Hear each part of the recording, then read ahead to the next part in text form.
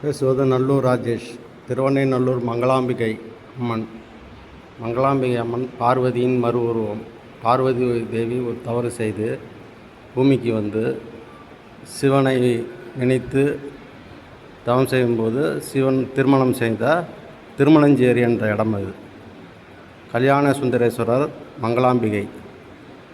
இது திருவண்ணைநல்லூர் மங்களாம்பிகை. அது திருமண தடை நீங்க மங்களாம்பிகை வழிபாடு சிறந்தது. மஞ்சள் குங்குமம் மலர் கொண்டு பூஜை செய்யலாம், மங்கள ஆரத்தி எடுக்கலாம். இதெல்லாம் செஞ்சால் திருமண தடை நீங்கும்.